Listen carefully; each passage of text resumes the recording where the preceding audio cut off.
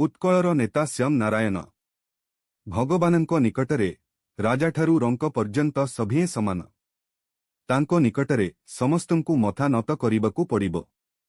ए कथाटिकु सूचाई दिए काहीं केउ कालरू चली आसिथिबा महाप्रभु श्री जगन्नाथंको घोषयात्रार छेरा पहरा नीति।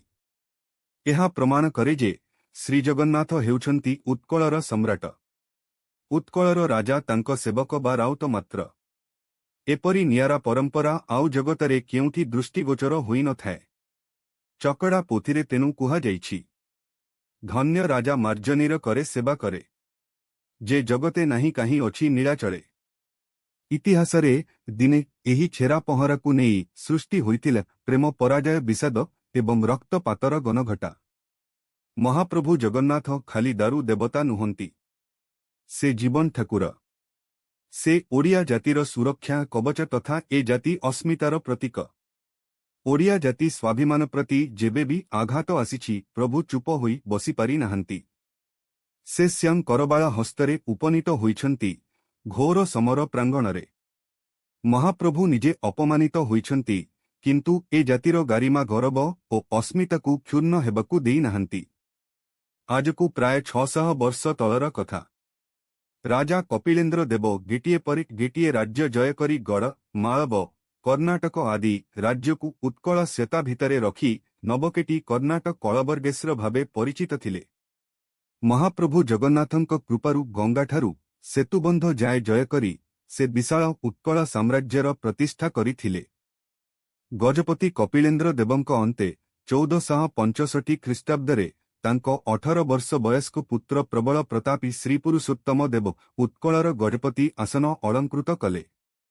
पुरुषोत्तम 1470 ख्रीष्टाब्दरे दाक्षिणात्य भ्रमणरे जाई दिने कांची राज्ୟରେ पहुंचिले। कावेरी नदी कूलरे पुरुषोत्तम देव तंबु पकाई पार्षद मानंक सह विभिन्न विचार विमर्श चलाई थांती। इत्यवसरे कांचीराज साल नरसिंहदेवंक कन्या जेमादेई रूपांबिका बा पद्मावतींक सह तांकर साक्षात होई चारि चक्षुर मिलन हेला। कांची राजांको अनुरोध क्रमे एकदा कांची राजप्रासादकु गले पुरुषोत्तम देव। सेठारे गजपतिंको आचरण देखि कांचीराज साल नरसिंहदेव अत्यंत प्रीत होई कन्या रूपांबिकांकु पुरुषोत्तम देवंक सहित विवाह देबकु सिद्धांत नेले। दाक्षिणात्य गस्त परे गजपति फेरी आसिले उत्कल। किछि दिन परे कांचीराज तांकर जणे अमात्यंक हस्तरे पचारिक विवाह स्वीकृति पत्र प्रेरण कले। कांची अमात्यंकु गजपति अत्यंत सहृदयतार सह सम्मान कले। सेही समयरे आसुथाए महाप्रभु श्री जगन्नाथंको घोषयात्रा। आगत कांची अमात्यंकु गजपति निवेदन कले उत्कलर आराध्य महाप्रभु श्री जगन्नाथंको दिव्य घोषयात्रा देखि जिबा पाई। एहा शिकार पूर्वक आउ किछि दिन उत्कलरे अवस्थान कले कांचीर महामंत्री। घोषयात्रा आरंभ हेला। बर देउलरू सिंहासन छाड़ी बर दांडकु भव्य आडंबर सहकारे ओह्लाई आसिले महाप्रभु। गंट घंटा तुरी काहाळी भेरी निनादरे गगन पवन प्रकंपित होई उठिला। एही भव्याडंबरकु कांची महामंत्री अत्यंत उल्लसित होई देखुथांती। सेवकपणे उत्कल गजपति परम आनंदरे छेरा पहरा करुथांती। मात्र ए लीलार तत् ओ इतिहास संबंधरे अनवगत कांची अमात्य बुझिले ए राजा किपरि राजा। ये गोटिए चंडालर कार्य करुछंती जे। एकथा मनरे रखी महामंत्री फेरीगले कांची। कांची राजसाल नरसिंह देवंकु सबु वृत्तांत सुनाई महामंत्री कहिले पुरुषोत्तम देव उत्कलर राजा नुहंती, से बरं जणे चंडाल। कांचीराज मंत्रींक कथाकु विश्वास कले। उत्कल गजपतिंकु एक पत्र लेखि से जनाई देले राजजेमा रूपांबिकांकु मु जणे चंडाल सह विवाह देई पारिबी नाही। अतीब मर्माहत गजपति जानिबाकु पाइले कांचीराज तांको प्रेयसी पद्मावतींको सेंबर आयोजन करिबाकु निष्पत्ति नेइछंती। विभिन्न राज्यरू राजन्यवर्ग निमंत्रित होइछंती एवं सेही निमंत्रित अतिथि मानंको भितरे केवल नाहंती पुरुषोत्तम देव। महाप्रभुंको छेरा पहरा चंडालर कार्य एवं सेंबर सभाकु तांकर निमंत्रण नाही। व्यथित होई पड़िले पुरुषोत्तम। ओडिया जाति प्रति एवं तार आराध्यंक प्रति एहा घोर अपमान जे ए अपमान असह्य।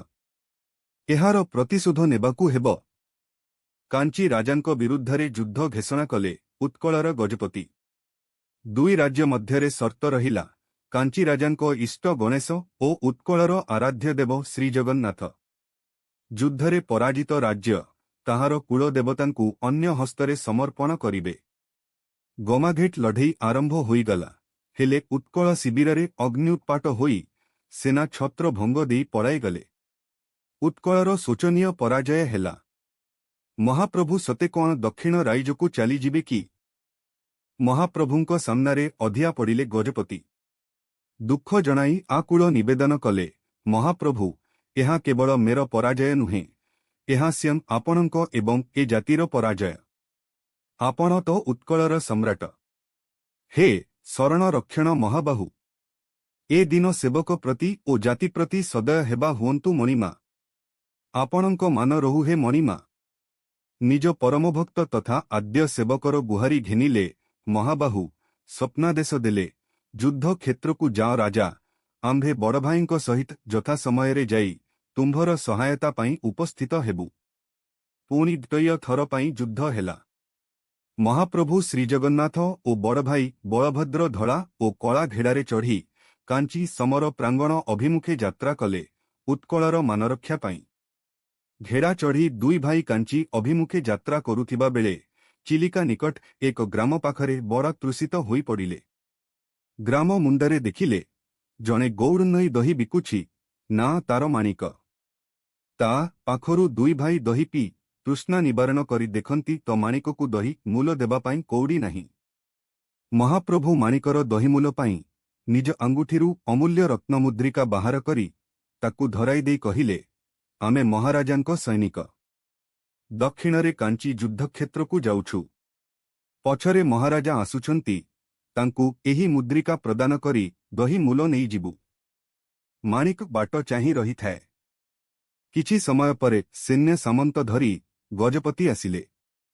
ମାଣିକ ତାଙ୍କୁ ସବୁ କଥା କହିବା ସହ ମହାପ୍ରଭୁ ଦେଇଥିବା ମୁଦ୍ରିକାଟିକୁ ପ୍ରଦାନ କଲା। ରାଜା ମାଣିକ ହସ୍ତରେ ମହାପ୍ରଭୁଙ୍କ ରତ୍ନମୁଦ୍ରିକା ଦେଖି କ୍ଷଣିକ ପାଇଁ ସ୍ତବ୍ଧ ହୋଇଗଲେ। ମହାପ୍ରଭୁ ସ୍ୱୟଂ ଯୁଦ୍ଧ ପାଇଁ ଯାତ୍ରା କରିଛନ୍ତି ଏକଥା ବୁଝିବା ପାଇଁ ଗଜପତିଙ୍କର ଆଉ ବାକି ରହିଲା ନାହିଁ। ଅହୋଭାଗ୍ୟ ମାଣିକର। ଚର୍ମଚକ୍ଷୁରେ ସେ ମହାପ୍ରଭୁଙ୍କ ଦର୍ଶନ କରିଛି। ବିଜୟ ସୁନିଶ୍ଚିତ ଜାଣି ରାଜା ମାଣିକକୁ ଦଧି ମୂଲ ଦେଇ ମୁଦ୍ରିକାଟି ନେଲେ ଏବଂ ମାଣିକ ନାଁରେ ଏକ ଗାଁ ବସାଇଲେ। ଅଦ୍ୟାପି ବିରାଜମାନ କରୁଛି ସେହି ଗାଁ ଚିଲିକା କୂଳରେ ମାଣିକ ପାଟଣା।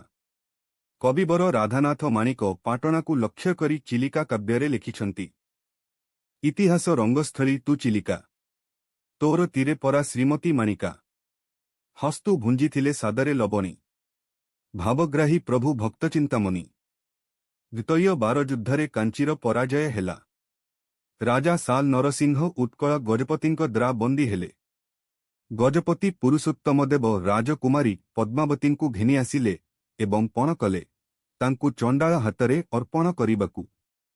ମହାମନ୍ତ୍ରୀଙ୍କୁ ଦାୟିତ୍ୱ ଦେଲେ ଜଣେ ଚଣ୍ଡାଳ ସହ ପଦ୍ମାବତୀଙ୍କ ବିବାହ କରାଇ ଦେବା ପାଇଁ। କିଛି ମାସ ବିତିଗଲା, ପୁଣି ଆସିଗଲା ମହାପ୍ରଭୁଙ୍କ ଘୋଷଯାତ୍ରା।